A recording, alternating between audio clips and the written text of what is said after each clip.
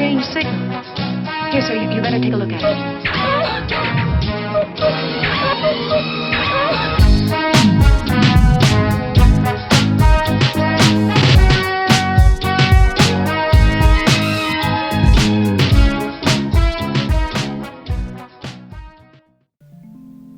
Hello listeners, and welcome to another episode of Life Through a Prism with your host Rob Tierney, episode 48. In this episode we're going to take a look at an article written by Catherine R. Bogart, PhD, entitled 8 Dimensions of Disability, November 12th, 2024. The key points: some disabilities are more readily observable or more closely aligned with common stereotypes of disability. A disability's characteristics intersect with social barriers to shape a person's experience. Similar disabilities can have different dimensions, resulting in vastly different outcomes. While there are countless conditions that can result in disability, understanding just a few key characteristics can tell us a lot about how people might experience disability and how others will react to them. Below are 8 cross-cutting dimensions of disability described in a new chapter of the Handbook of Prejudice, Stereotyping and Discrimination, 2024. Number 1. Disability type. Categorized by the major functions affected, disability types include mobility, communication, intellectual, cognitive, chronic health, sensory, mental health disabilities, and many more. Some types are more commonly associated with our stereotype of what a disability is, such as mobility, sensory and intellectual disabilities. For example, the symbol on disabled parking spots and bathrooms depicts a wheelchair user. The public may less readily recognise other disabilities. These include invisible disabilities, chronic health conditions, rare disorders and mental health conditions. People with non-stereotypical disabilities may receive less support and more invalidation. They may also be less inclined to identify as disabled themselves. Point 2. Time of onset. Disability is perhaps the only minority group one can be born into or one can join at any point in life. Research indicates that individuals with congenital disabilities or who acquire them in early childhood may have an adaptive advantage. Bogart, 2020. These individuals go through their initial development with their disability, learning to navigate the social and physical world alongside their disability. In contrast, those who acquire disabilities often face the challenge of relearning how to function. They may experience grief over the change in their abilities, identity, and how others perceive them.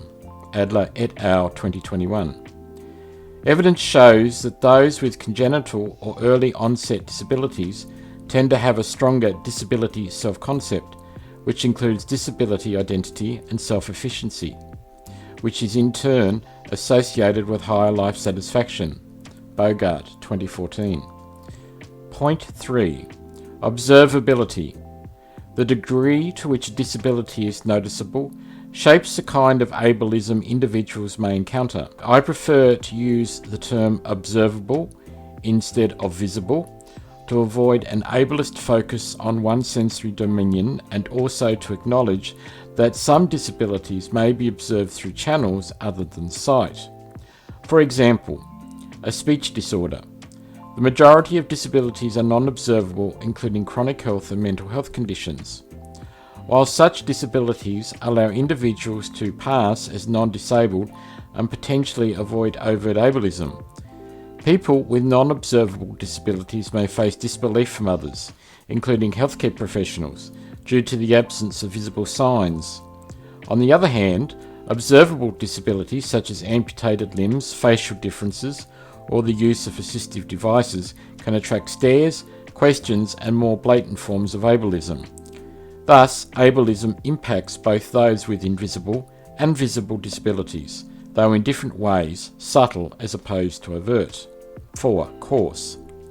The course of a disability describes how it evolves over time. Disabilities can be temporary, like a broken bone, or chronic, lasting more than 6 months. Chronic disabilities may become more severe over time, progressive, be life-limiting, terminal. relapse and remit, episodic, or remain stable. Stable conditions such as an amputated limb are unlikely to change, making adaptation more straightforward. Bogut and Dermody 2020. In contrast, progressive, terminal, and episodic conditions involve uncertainty about the future and require constant adjustment to fluctuating symptoms. Episodic conditions, characterized by unpredictable flare-ups and remissions, can make it challenging for others to understand the fluctuating nature of the disability. Individuals with such conditions may be perceived as unreliable, facing accusations of exaggerating their symptoms, or, quote, faking, unquote, the disability. Point 5. Prevalence.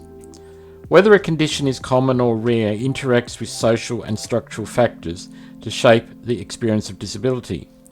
In the United States, a disorder is considered rare if it affects fewer than 200,000 people. There are over 10,000 different rare disorders. Collectively, rare disorders affect approximately 1 in 10 Americans, making the experience of having a rare disorder quite common. Examples of rare disorders include narcolepsy, Ehlers-Danlos syndrome, spinocerebellar ataxia, and blood cancers. Many healthcare providers lack adequate information about rare disorders, leading to an average diagnostic delay of 7 to 9 years. Bogart and Irvin 2017.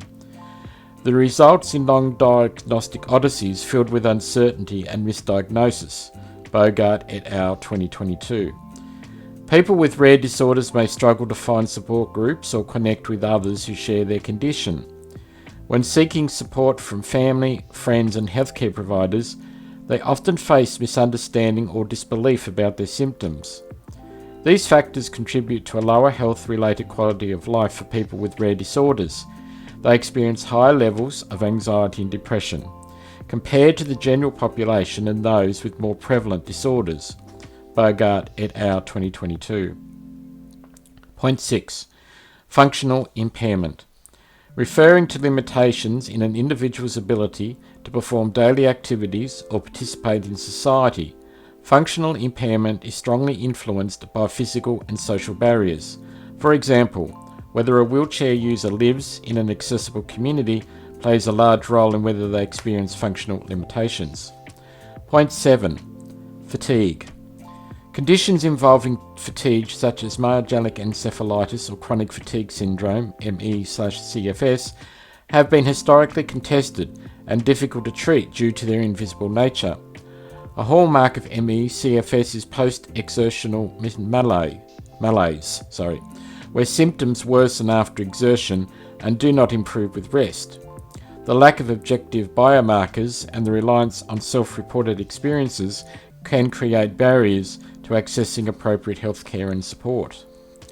Point 8. Pain. A particularly challenging dimension. Pain is complex and often invisible experience.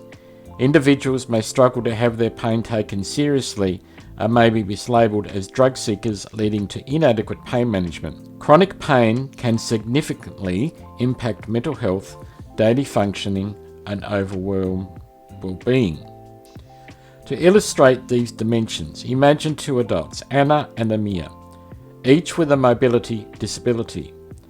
Anna was diagnosed with cerebral palsy at birth, and her condition is expected to be relatively stable over time, thanks to a supportive family and access to good healthcare. Anna learned how to use a manual wheelchair at a young age. Her physical therapist helped her family adapt their home to be accessible. Anna has been part of a cerebral palsy organisation in her state since she was a child, which has helped her develop a positive disability identity. One of Anna's biggest challenges is landing a full-time job. She often gets invited to interviews, but when employees see her wheelchair,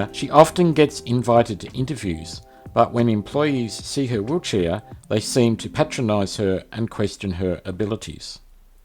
Amir began showing symptoms of muscle weakness as an adult.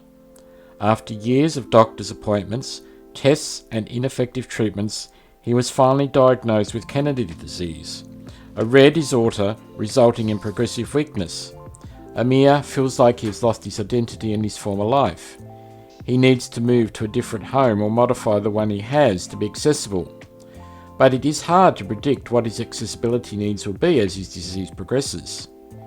His symptoms wax and wane, especially as he tries new experimental treatments. Sometimes he can walk, other times he uses a manual wheelchair. The fluctuating nature of his disability means he needs a flexible work schedule and the ability to work from home sometimes, but his employer is unfamiliar with Kennedy disease and has refused his accommodations.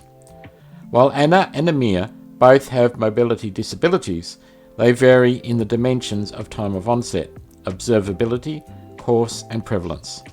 These examples highlight how social factors intersect with dimensions of disability, shaping individuals' experiences.